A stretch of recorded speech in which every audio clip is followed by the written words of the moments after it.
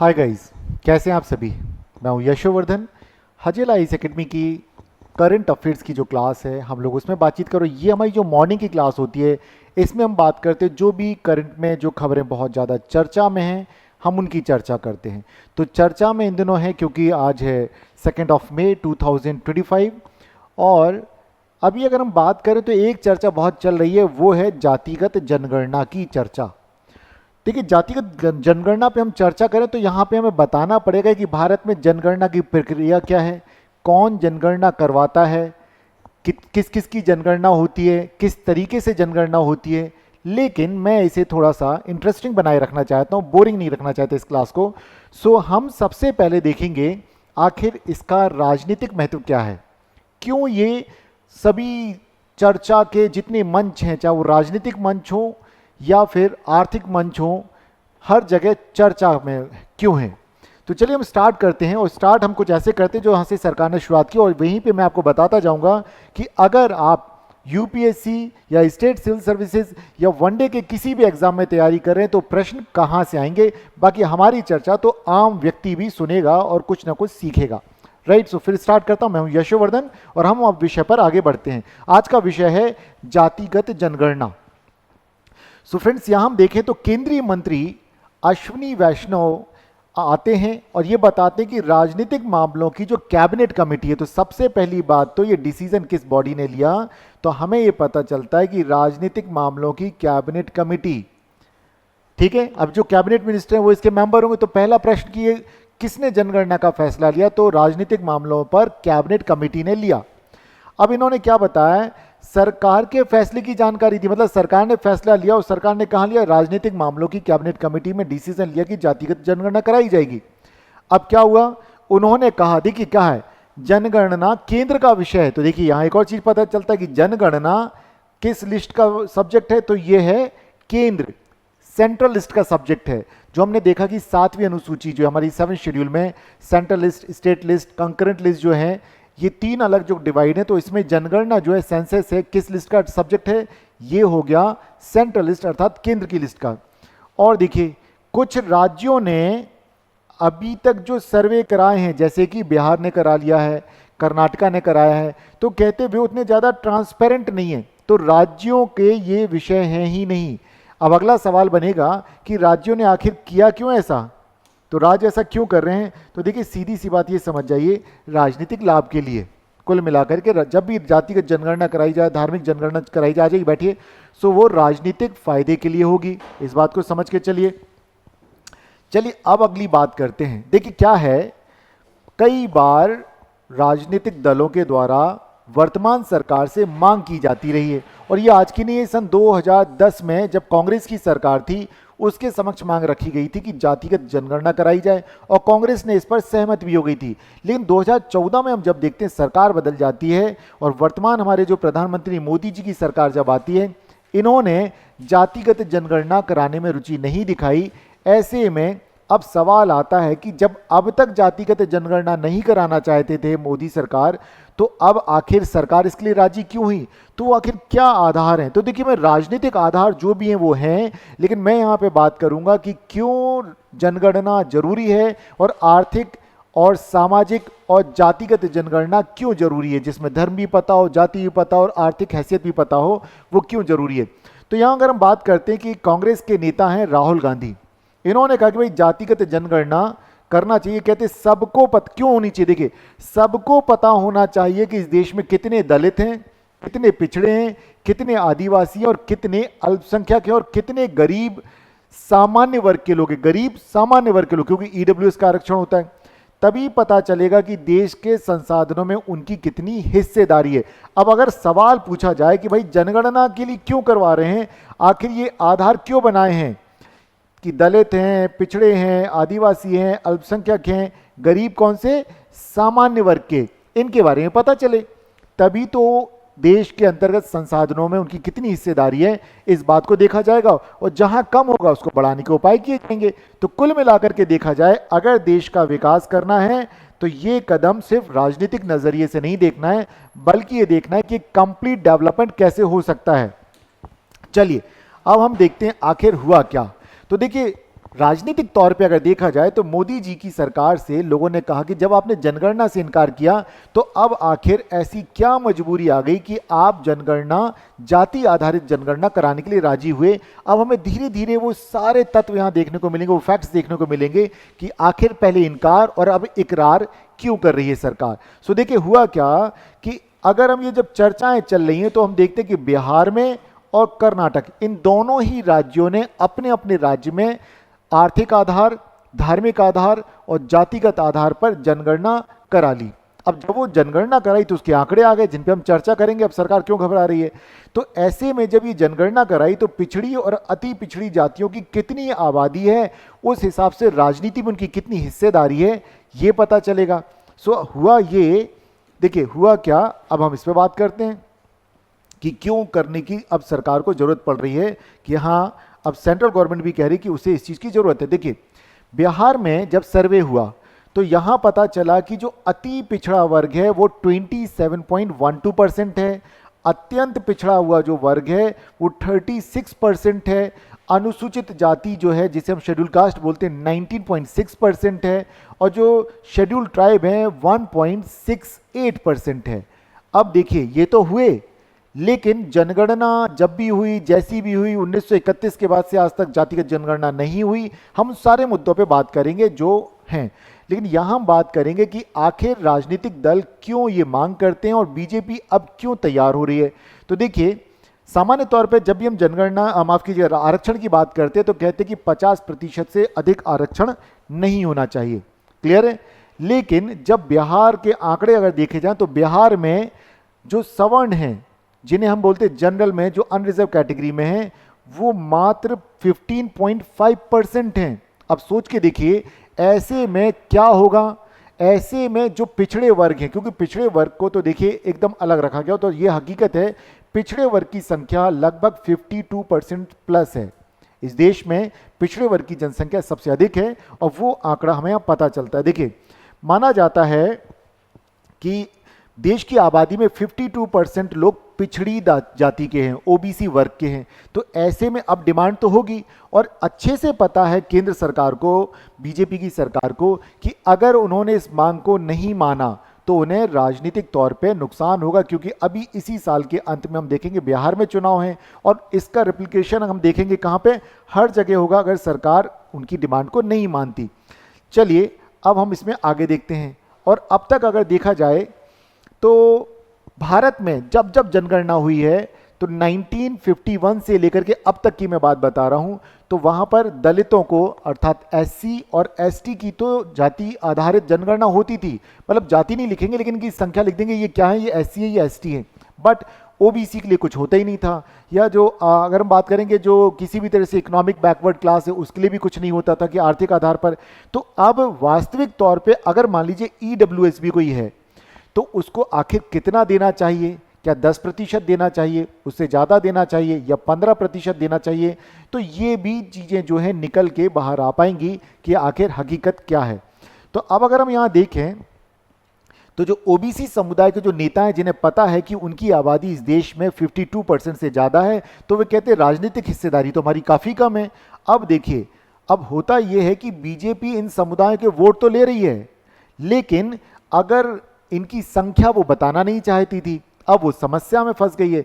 क्योंकि अगर ऐसा जैसे ही किया जनगणना की जाति आधारित, तो लोगों को पता चल जाएगा कि राजनीति में इनकी जनसंख्या, वोट कितने हैं और इनकी अगर हम लीडरशिप में अगर देखें तो कितने लोग हैं, तो ब्यूरोक्रेसी में कितने पिछड़े हैं, या हम बोलें राजनीति में टॉप लेवल के नेता कितने हैं जो कि बैकवर्ड क्लास से हैं।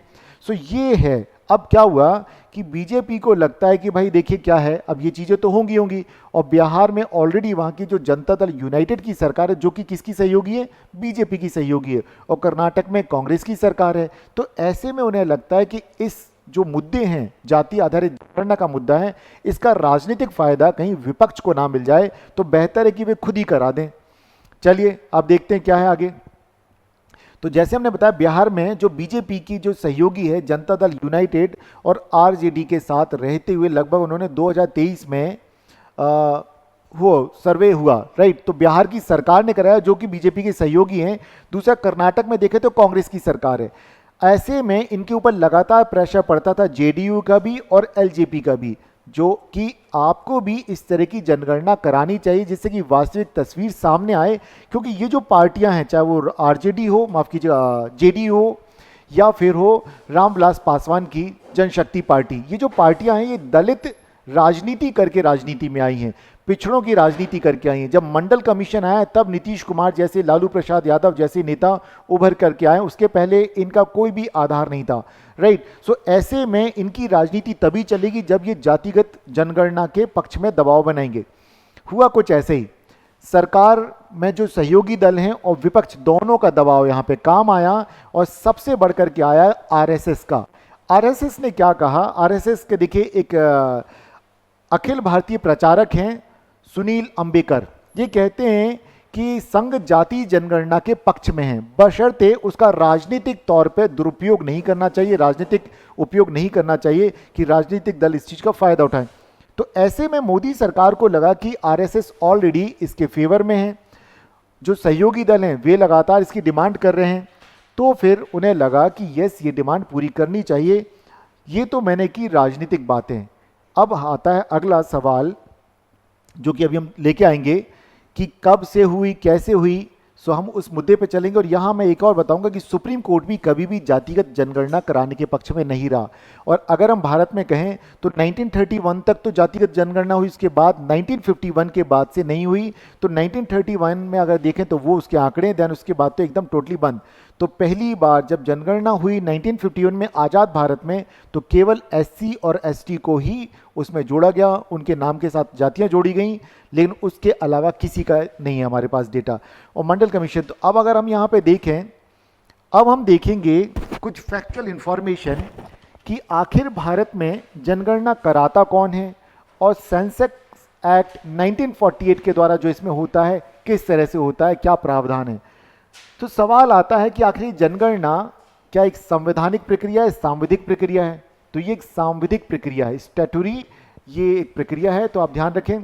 देन इसके अलावा क्या होता है, इससे सामाजिक, आर्थिक और जनसंख्या की तस्वीर हमें पता चलता है कि समाज में कितने पिछड़े हैं और उनकी आर्थिक हैसियत क्या है और किसकी कितनी संख्या है।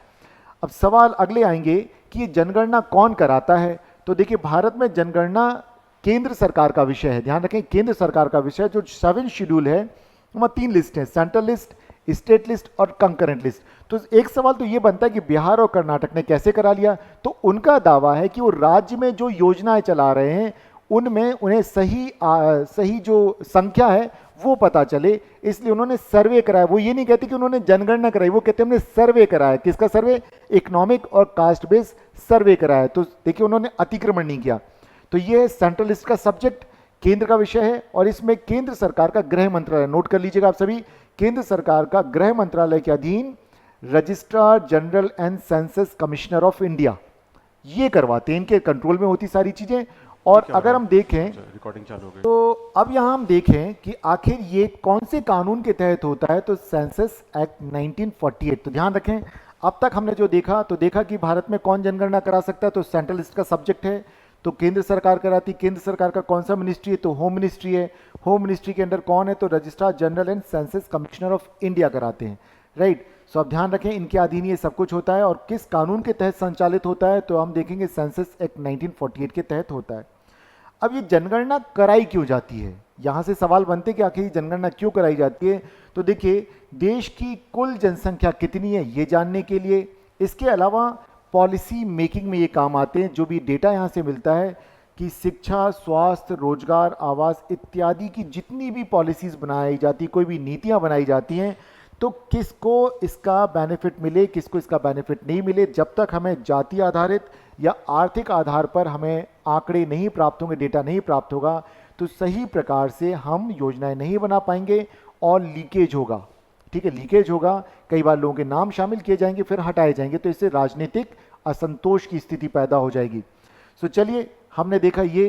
देन इसके अलावा क्या होता है, केंद्र और राज्य सरकारें जो भी अपनी योजनाओं के लक्ष्य तय करती हैं, टारगेट्स तय करती हैं, तो इस तरह से हम देखेंगे डेवलपमेंटल प्लान्स जो बनाते हैं उसमें भी जरूरी है। इसके अलावा अगर हम यहाँ देखें तो सेक्स रेशियो, लिटरेसी रेट, या फिर हम बोलेंगे ट्राइब या अदर बैकवर्ड क्लासेस की जो भी स्थिति उनकी समाज में, उनकी आर्थिक स्थिति क्या है, कितने पिछड़े हैं, इन सभी आधारों का हमें तभी पता चलेगा जब लगातार हर 10 साल पे जनगणना होती है कि महिला और पुरुष का अनुपात क्या चल रहा है, आईएमआर क्या है, एमएमआर कितना चल रहा है, लिटरेसी रेट क्या है, ठीक है, डेंसिटी कितनी है, प्रति वर्ग किलोमीटर में कितने लोग रहते हैं, ये सारे हमें। देन अगर हम देखें तो इससे एक और चीज होती है जिसे हम बोलते हैं डीलिमिटेशन। तो संसदीय क्षेत्रों का जो डीलिमिटेशन होता है, परिसीमन होता है, और रिजर्वेशन की पॉलिसी के निर्धारण के लिए भी हमें सेंसस जरूरी होती है। अब यहाँ कुछ फैक्चुअल इंफॉर्मेशन देखेंगे जो कि लगातार आपके एग्जाम में पूछा जाता है कि भारत में पहली बार जनगणना कब हुई और किसने कराई, तो लॉर्ड मेयो को क्रेडिट जाता है। ये बात है 1872। और एक एडिशनल फैक्ट मैं यहाँ पे आपको और बताना चाहूंगा कि अगर पूछा जाए भारत में local government, local self government की अगर बात करें अर्बन लेवल पर, तो सबसे पहले किसको क्रेडिट जाता है, तो लॉर्ड मेयो। ध्यान रखें 1970-72 में सबसे पहले शुरुआत हुई थी लॉर्ड मेयो, और इसमें भी हम लॉर्ड मेयो, स्थानीय शासन, लोकल सेल्फ गवर्नमेंट, ठीक है, ध्यान रखना। ये जो नगर पालिका, नगर निगम है ना, लॉर्ड मेयो के टाइम से स्टार्ट हुआ था, सबसे पहले मद्रास से स्टार्ट हुआ था। और मेयो ये 72 है, रिपन कब है 82, ठीक है, ध्यान रखिएगा। सो यहां से इन्होंने शुरू किया था, और इसमें एक और चीज कर दी थी इन्होंने कि जो बजट है, कि बजट भी अगर हम देखेंगे तो इनका अलग से बना दिया जाएगा। क्लियर है? चलिए, सो पहली बार अगर हम देखेंगे जनगणना, अगर देखें तो ब्रिटिश शासन के दौरान लॉर्ड मेयो के समय से शुरुआत हम देखेंगे, ठीक है। और लॉर्ड रिपन के टाइम पे बहुत सारे सुधार हुए, हम ये नहीं कहेंगे काफी सारे सुधार, लेबर रिफॉर्म्स वगैरह सारे रिपन के टाइम से स्टार्ट हम देखते हैं। बिल्कुल बिल्कुल बिल्कुल, मतलब अलग अलग टाइम पे, क्योंकि इन्होंने स्टार्ट की सबसे पहले बजट में अगर हम देखें तो इन्होंने प्रावधान करने शुरू की कि जो लोकल गवर्नमेंट होती वो अपने रिसोर्सेज कहां से खुद जनरेट करें, गवर्नमेंट उनको नहीं असिस्ट करेगी। वो लॉर्ड मेयो की तरफ से सबसे पहले स्टार्ट होगा, ठीक है। चलिए, देन आता है 1981 में, तो यहां हम देखेंगे पहली बार जनगणना कराई जाती। इस समय कौन है, लॉर्ड रिपन, ध्यान रखिए इस वक्त लॉर्ड रिपन आएंगे अब यहां पर। और 1947 में अगर देखें तो स्वतंत्रता के बाद यहां पर देखें तो पहली जनगणना 1951 में होती है। और यहां पर क्या होगा, अब यहां पर शरणार्थी जो लोग यहां आए थे उनको भी शामिल किया जाता है, जो पाकिस्तान से या बांग्लादेश वाले हिस्से से आए, मतलब आज का बांग्लादेश हो सकता है, पूर्वी में पाकिस्तान हुआ करता था। अब आता है कि 1961 से 2011 तक लगातार हर 10-10 साल पर हम देखते हैं कि यहाँ पे जनगणना होती रही है। अच्छा, एक चीज़ आपसे और पूछना चाहूँगा कि आप लोगों ने ज्योग्राफी पढ़ी लिया है, एनसीईआरटी पढ़ चुके हैं, तो अगर ऐसा कौन सा साल था, कौन सा ऐसा दशक था जब भारत की जो जनसंख्या वो नेगेटिव चली गई थी, बताओ, माइनस हो गई थी, बढ़ नहीं रही थी, वृद्धि ग्रोथ रेट नीचे चली गई थी, 1921, नोट कर लीजिएगा प्लीज कहीं पे, ठीक है। 1921 का जो दशक था उसमें नेगेटिव ग्रोथ हुई थी, नीचे चली गई थी, बढ़ नहीं रही थी, नहीं तो हम देखते बढ़ रही है, वो माइनस में चली गई थी, बिल्कुल राइट, ठीक है। अब देखते हैं जो 2021 जो 16th सेंसस होनी थी ये नहीं हो पाई, कारण क्या था, कोविड 19 के कारण नहीं हो पाई, राइट। सो अब सवाल आता है कि भाई इतना लंबा समय निकल गया और हमें वास्तविक आंकड़े मालूम ही नहीं है। जो 2021 में होनी थी वो अब खिसक के कहाँ पहुंच जाएगी, हम देखते कब 26-27 तक उसके आंकड़े आएंगे, राइट। सो ऐसे में लगता है कि अब वास्तविक आंकड़ों की जरूरत थी, और लगातार राजनीतिक दलों के द्वारा जो डिमांड की जा रही थी कि जातिगत जनगणना या कास्ट बेस या जनगणना कराई जानी चाहिए, वो करानी चाहिए। तो मीनू अगर हम बात करें कि क्यों जरूरी है, तो देखिए क्यों जरूरी है, रिजर्वेशन की पॉलिसीज को हम सही तरीके से, क्या बोले, उसको रैशनलाइजेशन कर पाएंगे, उसका वास्तविक तरीके से किस तरह से लागू करना चाहिए, क्योंकि हमें सही आंकड़े पता चल जाएंगे। फिर अगर हम मान लीजिए किसी को किसी तरह के डीबीटी, डायरेक्ट बेनिफिट ट्रांसफर देते हैं, हमें वास्तविक उसकी आर्थिक स्थिति का पता चल जाएगा कि क्या है, ठीक है, वो सब पता चल जाएगा। और क्या पता चल जाएगा, हमें लिटरेसी रेट का पता चल जाएगा कि आखिर लिटरेसी रेट क्या है, कहां पर किस समुदाय की, किस जाति की जनसंख्या ज्यादा है, किसकी कम है, हमें ये पता चल जाएगा। कितने, कौन कौन से धर्म में कितने ज्यादा संख्या बढ़ रही है, पूरी दश की वृद्धि दर क्या है, डेंसिटी कितनी है, एक एक डेटा हमारे को पता चल जाएगा। उससे क्या होगा, सरकार को अपने प्लान बनाने में आसानी होगी, ठीक है। जैसे आपको सिलेबस दे दिया जाए, भाई ये सिलेबस है, इसको पढ़ना है, यहां से क्वेश्चन आना है, तो पढ़ना आसान होगा। कोई बोले नहीं सब कुछ पढ़ना है, तब तो मुश्किल हो जाएगी। तो ये जो डेटा यहां से कलेक्ट किया जाएगा वो आएगा सरकार को अपनी प्लानिंग तय करने में, रिजर्वेशन की पॉलिसी को तय करने में, वो अलग बात है कि कहानी हमने शुरू की पॉलिटिकल बात से। क्यों? क्योंकि वो रुचि का विषय है। दुनिया आज उसी पे, मतलब भारत के लोग आजकल उसी पे बहस कर रहे हैं कि इसकी इतनी संख्या, इसकी इतनी संख्या, तो हिस्सेदारी क्यों नहीं है? ठीक है। और बीएसपी पार्टी का तो जन्म ही इस आधार पर हुआ था कि भाई अगर हमारी इतनी इतनी आबादी है तो हमारी हिस्सेदारी क्यों नहीं है। इसलिए बहन मायावती की सरकार हम देखते हैं 3 बार बनी थी, इतनी बार बनी थी ना भाई। चलिए, सो अब अगर हम यहाँ देखें तो ये देखिए, अगर क्या होता है भाई इसमें, तो घरों की लिस्टिंग की जाएगी, कितने घर हैं, एक घर में कितने लोग रहते हैं। ठीक है, मतलब एक फॉर्म आता है, वो मैं जब बच्चा था तो मैंने वो फॉर्म देख रखे, हमारे घर पर भी जब पूछताछ करने आए तो इस तरह से होगा। तो इस तरह से एक एक चीज़ उनसे पूछी जाएगी। इस बार नया क्या हो जाएगा, उनसे उनकी कास्ट भी पूछी जाएगी। ठीक है, हालांकि अब ये पूछा जाए तो किस क्लासिफिकेशन, किस कैटेगरी में किसको रखे, ये समस्या आएगी थोड़ी सी। अब ये देखते हैं कि जनगणना एक व्यक्ति आधारित होती, पर एक एक व्यक्ति को गिना जाएगा कि कितने लोग हैं यहाँ पर, और डेटा को क्या रखा जाता है, गोपनीय। भाई उसको हर जगह लीक नहीं करेंगे, सरकार के पास रहेगा वो। क्यों नहीं हो पाई? कोविड-19 के कारण नहीं हो पाई। राज्यों की उतनी तैयारी नहीं थी, उन्होंने कहा हमारे पास रिसोर्सेज नहीं, हम नहीं कर पाएंगे। और इसके अलावा डिजिटल जनगणना होगी, पहले पेपर फॉर्म पे भरा जाता था, इस बार क्या होगा, वो टैबलेट लेकर के आएगा और उसमें फिल करता जाएगा हर चीज़। ठीक है, तो वो हो जाएगा। तो उस वक्त वो उतनी चीज़ें नहीं थी, लोग उतने ट्रेन नहीं थे, अब वो सारी चीज़ें अवेलेबल हो रही हैं। अब सवाल आता है कि 2025 में जाति आधारित जनगणना। ठीक है, तो भारत में जाति आधारित जनगणना की मांग जो इतने सालों से चली आ रही थी, विशेष रूप से जो ओबीसी हैं वो डिमांड करते थे, एससी और एसटी, इनके जितने भी अगर हम बात करेंगे, जो समर्थक, जो नेता हैं, इनको रिप्रेजेंट करते हैं, वो यही डिमांड करते हैं कि हमारी जितनी आबादी है हमें उतना रिप्रेजेंटेशन नहीं मिलता है। ठीक है, चलिए। अच्छा एक बताइए, नारी शक्ति एक कानून बनाया था, वंदे नारी शक्ति, याद है किसी को? कौन से नंबर का है वो बिल आया था? 106। क्या है वो? 33 या 50? 33, ध्यान रखिएगा 33 है ना, कोई बात नहीं, मेरे से भी गलतियां होती है ऐसी तो डेटा में। ठीक है, सो 33% का उन्होंने कहा रिजर्वेशन देंगे। कहाँ? पार्लियामेंट में। पार्लियामेंट में किस में? राज्यसभा और लोकसभा बोथ, या विधानसभा में? लोकसभा, राज्यसभा में नहीं, और स्टेट असेंबलीज। ठीक है, तो वो कब लागू हो पाएगा? जब हमें वास्तविक आंकड़े पता होंगे भाई कि आखिर महिलाओं की संख्या कितनी है, तब हम कहेंगे 33 नहीं चाहिए, हमें तो 50% चाहिए। क्या महिलाएं डिमांड कर पाएंगी कभी? नहीं।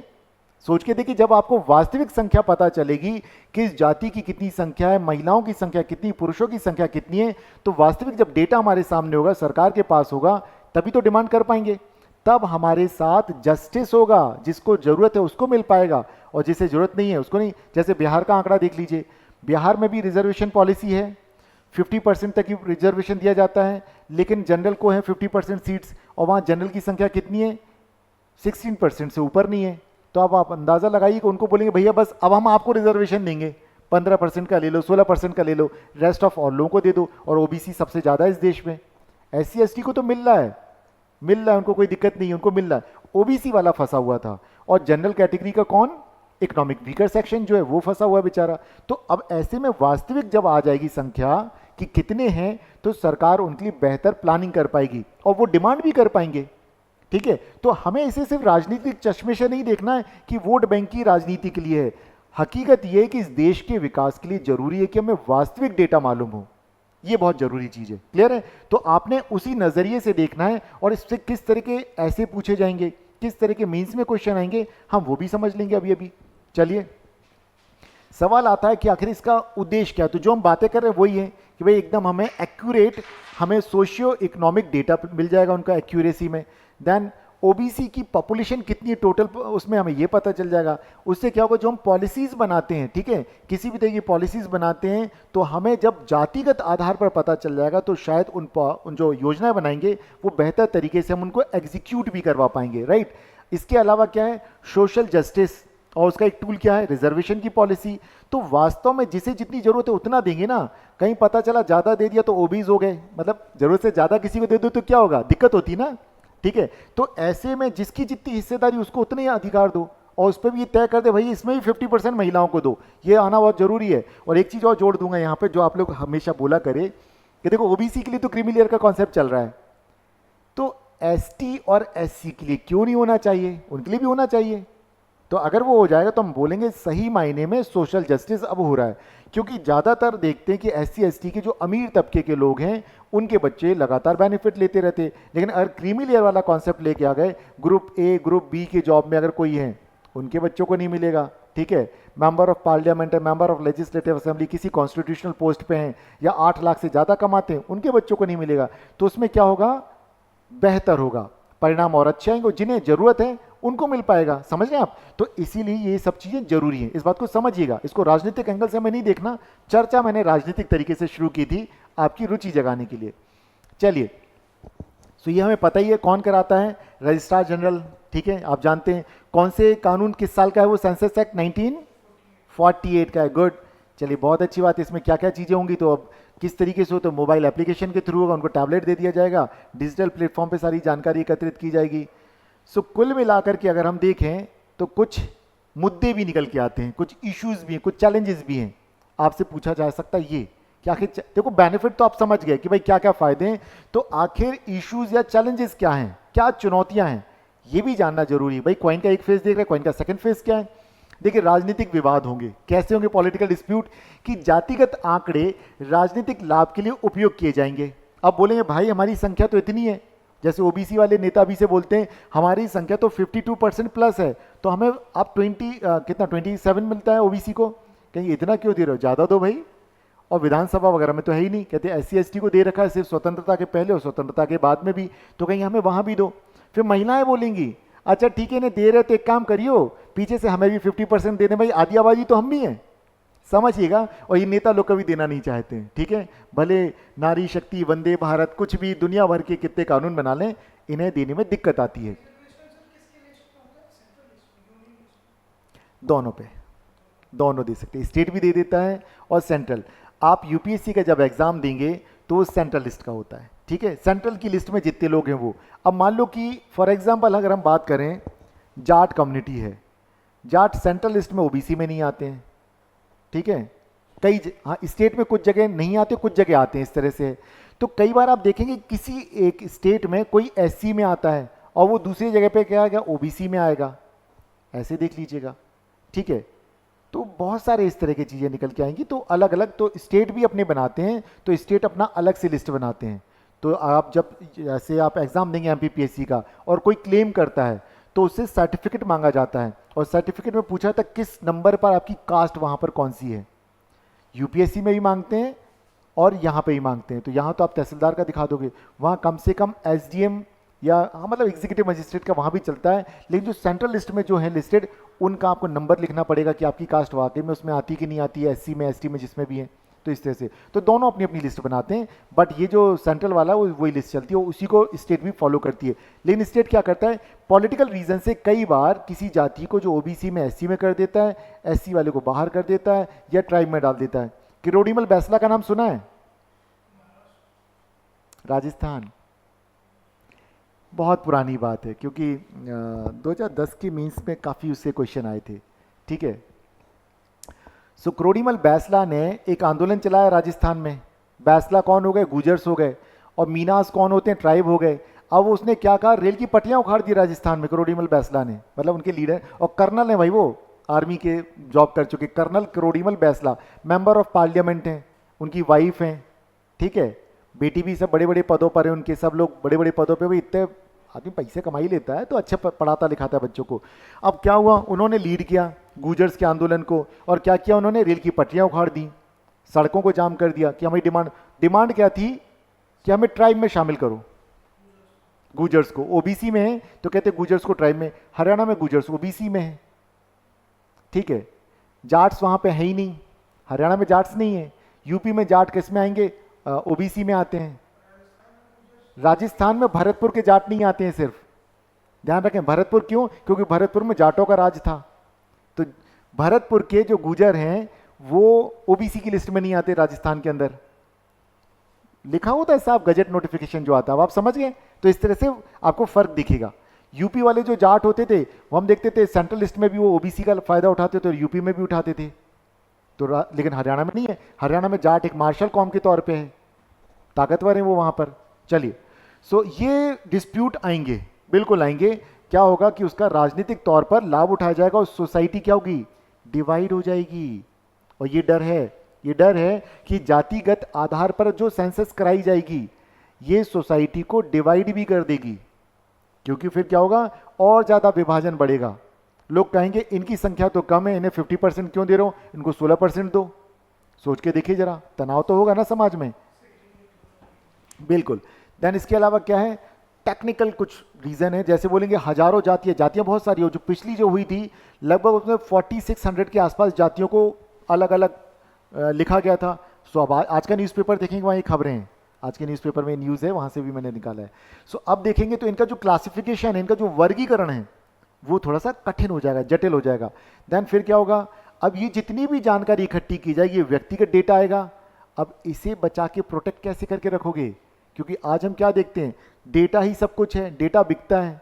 ठीक है, आपके पास जो फोन कॉल आते हैं कहाँ से आते हैं, कहीं ना कहीं से आपका डेटा किसी के पास पहुंचता है, वो कहने लग जाता है आप ये ले लो, वो ले लो, ऐसा कर लो, वैसा कर लो, एडमिशन ले लो, तो डेटा बिकता है। अब आता अगली बात कि भाई ठीक है, अब जो डेटा है वो भी मिल गया, अब यहाँ पर आता है कि कोई जो जाति है उसकी पहचान कैसे होगी, क्यों, क्योंकि यहाँ पर जो है तो यहाँ पर सब बोल देते हम इस जाति के हैं। भाई आपकी जाति कितनी पिछड़ी है हमें कैसे पता, और कई बार अगर पुराना डेटा नहीं है उनके पिताजी क्या थे, तो इसलिए ध्यान रखिएगा जाति भारत में किसके द्वारा तय होती, माता से, पिता से, पैटर्नल सोसाइटी, इसलिए पिता से। तो अगर माँ सवर्ण भी है और पिता क्या है, एससी है, तो क्या होगा, पिता से जाति तय हो जाएगी। और ये देखिए, ये कहानी मैं आपको थोड़ा बताता हूँ। हरियाणा में क्या हुआ, महिलाओं की सीटें हो गई, पढ़ी लिखी लड़कियों की हो गई। अब वहाँ पे कई बार जब सीट रिजर्व हो जाती है एससी के लिए, तो भले वो जाट कम्युनिटी का हो, वहाँ पर पुराना सरपंच वो झट से अपनी छोरी की शादी करा देगा किसी एससी लड़की से, ठीक है, और पढ़ी लिखी लड़की ले आएगा, तो वही पढ़ी लिखी उसको चुनाव में खड़ा कर देते हैं। तो आप देख रहे हैं राजनीतिक तौर पे ऐसे फायदे भी उठाए जाते हैं। ठीक है, सो आप सिर्फ ये मत समझना कि सिर्फ अच्छी अच्छी चीजें होने वाली, इसके कुछ चैलेंजेस भी हमें मिलेंगे। देन फिर आता है कि भाई ये कहीं समानता के अधिकार के विरुद्ध नहीं है। आर्टिकल जो 14 हमें बोलता है, आर्टिकल 15 बोलता है जाति आधार पर भेदभाव नहीं, लेकिन हम यहाँ क्या देखते हैं, सो उसके लिए एक टर्म है जिसे बोलते हैं विभेदात्मक, क्या बोलेंगे, भेदभाव, मतलब एक पॉजिटिव डिस्क्रिमिनेशन, सकारात्मक भेदभाव बोलते हैं इसको, बोलते हैं इंग्लिश में पॉजिटिव डिस्क्रिमिनेशन। जो रिजर्वेशन की पॉलिसी है उसको बोलते हैं पॉजिटिव डिस्क्रिमिनेशन, हिंदी में क्या बोलेंगे, सकारात्मक भेदभाव, कि भाई हम इक्वलिटी लाने के लिए सोसाइटी में ऐसा कर रहे हैं। सरकार का तर्क है भाई। ठीक है, चलिए आर्गुमेंट्स देखते हैं क्या है फेवर में। कहते भाई एक्यूरेट डेटा अगर आ जाएगा तो क्या होगा, जो हम रिजर्वेशन पॉलिसी को क्या करेंगे, रैशनलाइजेशन करेंगे, उसे और अधिक तार्किक बना देंगे और अधिक बेहतर बना देंगे, तो ये चीज आती है, राइट। फिर आता है कि जो असली वाले बेनिफिशरीज हैं हम उन तक योजनाओं का लाभ लेके जाएंगे, अभी कई फेक होते हैं। देन फिर कहेंगे एससी एसटी के जैसे ओबीसी को भी लाभ मिलना चाहिए, क्योंकि सबसे ज्यादा जनसंख्या उनकी है सोसाइटी में। फिर कहेंगे 1931 का आखिरी डेटा था कास्ट बेस्ड, अब से उसके बाद कोई नहीं है। तो हम जो भी देखते हैं कि तो जो भी पॉलिसीज बनाई जाती हैं वो इतनी एक्यूरेट नहीं होती हैं, क्योंकि डेटा एक्यूरेट नहीं है। इतने सालों में बहुत सी चीजें बदल गई। चलिए अब यहां पर एक क्वेश्चन अगर हम देखें जो मेंस में किस तरह की चीजें पूछी जाएंगी, तो ये है भारत में जाति आधारित जनगणना की प्रासंगिकता और प्रभाव पर चर्चा कीजिए। ठीक है, discuss the relevance and implications of caste based census in India in the context of social justice। सीधा प्रश्न आएगा आपको, देखिए क्योंकि इसी साल की बात है, ये चल रहा है, एमपी में भी आएगा मेंस में और यूपीएससी में भी संभावना। अगला क्या है देखते हैं, और जो मैं अभी कह रहा था, caste data is necessary for targeted development, कि लक्षित विकास के लिए जरूरी है, लेकिन बोले क्रिटिकली एनालिसिस करो इसका, क्या वास्तव में ये हो पाएगा, सीधी सी बात है, इसको देखेंगे कितना हो पाएगा। फिर इस तरह का ऐसे पूछा जा सकता है आपसे कि जातिगत जनगणना सामाजिक न्याय की दिशा में कदम या सामाजिक ध्रुवीकरण का कारण बनेगा, कि अगर हम इसे क्या माने, ये सोशल जस्टिस देगा या हमें पोलराइजेशन देगा, एक और caste based polarisation, religious polarisation आप जानते हैं, धार्मिक आधार पर हिंदू मुसलमान हो जाते हैं, ईसाई हो जाते हैं, सिख हो जाते हैं, ये क्या कहेगा, कास्ट बेस्ड पोलराइजेशन। जैसे मैंने बताया ना कि कई पॉलिटिकल पार्टी सिर्फ जाति पर आधारित वोट प्राप्त करती हैं, वे कहेंगे ये पिछड़े हैं, हम पिछड़े हैं। ठीक है, होता है कि नहीं। अच्छा, ट्राइब की पार्टी है कि नहीं भाई बताओ, गोंडों की कौन सी पार्टी है, गोंडवाना है यहाँ पे मध्य प्रदेश में, बोलो भाई, कहना हमारी कम्युनिटी की पार्टी है। ठीक है भाई, मानिए है, ठीक है ना। अभी परशुराम जयंती थी कुछ दिन पहले, क्या देखा आपने, जगह जगह मनाई गई ना, यही है पोलराइजेशन, कि हम अपनी जाति के आधार पर लोगों को इकट्ठा करें, अपनी रेस कम्युनिटी के आधार पर इकट्ठा करें। ये बुरा नहीं है, मैं इसे बुरा नहीं मानता हूं, ठीक है, और बुरा मानना भी नहीं चाहिए। क्यों? क्योंकि इससे अवेयरनेस आता है, ठीक है, इससे अवेयरनेस आता है, इसमें कुछ गलत नहीं है। अगर हम कुछ गलत नहीं करते तब तक वो चीजें सही है। क्लियर है? चलिए, सो अब अगर यहाँ पे देखा जाए, अगर ये कराई जाती है जो होनी है, अब ये तय मान के चलिए, तो इससे क्या होगा, भारत सरकार को जो डेटा है एकदम साइंटिफिक डेटा मिलेगा, एक्यूरेट डेटा मिलेगा, जिससे कि हमारी प्लानिंग वगैरह है या हमारी रिजर्वेशन पॉलिसी है, इनको हम बेहतर तरीके से इंप्लीमेंट कर पाएंगे, एग्जीक्यूट कर पाएंगे, ठीक है। उसको हम सही तरीके से लागू करने के लिए जरूरी है कि हमारे पास बिल्कुल सही एक्यूरेट डेटा हो। क्लियर है? सो अब अगर हम ये देखें कि जो चर्चा चल रही है कि मोदी जी की सरकार क्यों तैयार हो गई, तो हमें उस पर ज़्यादा बात नहीं करनी है, हमें देखना है आपके एग्जाम के पॉइंट ऑफ व्यू से जो आपको लिखना है। सो क्यों है ये जरूरी? अगर कोई बोले कि भाई जाति आधारित जनगणना, कास्ट बेस्ड सेंसस क्यों जरूरी है, तो क्या जवाब देंगे? आपके जवाब होंगे कि इससे हम क्या कर सकते हैं, जो भी गवर्नमेंट अपनी प्लानिंग करती है वो बेहतर तरीके से प्लान बना पाएंगे, हमें पता रहेगा किस एरिया में कितना, कौन क्या है, किसको रिक्वायरमेंट है, ठीक है। और एक सबसे बड़ी चीज़ जो भारत में एक डिस्प्यूट, एक बड़ा एक कारण है रिजर्वेशन की पॉलिसी, उसको बेहतर तार्किक तरीके से, रैशनल तरीके से हम लागू कर पाएंगे कि भाई जिसकी जितनी हिस्सेदारी मतलब भागीदारी, उसकी उतनी हिस्सेदारी मतलब उतना ही मिले उसको। क्लियर है? तो ये सोशल जस्टिस का फार्मूला है और हम तभी इसे लागू कर पाएंगे। और महिलाओं के लिए भी क्यों आवश्यक है कि भाई उन्हें पता तो चले कि सिर्फ आधी आबादी, तो जहां जिस कम्युनिटी का मतलब 50% ओबीसी को मिलता है, तो भाई ये 50% हमें ही मिलना चाहिए। 100 सीटें तो 50 महिलाओं की हो जाएंगी, महिला, ठीक है, और डिमांड हर जगह होनी चाहिए इस तरह की। क्लियर है? तो चलिए, थैंक यू सो मच। इस टॉपिक को अच्छे से देखिएगा, पढ़िएगा, और दोबारा आप वीडियो देख सकते हैं। आपको जब भी ऐसा लगे कुछ समझने में समस्या हो, मेरे से पूछ लीजिएगा। क्लियर है? Thank you so much.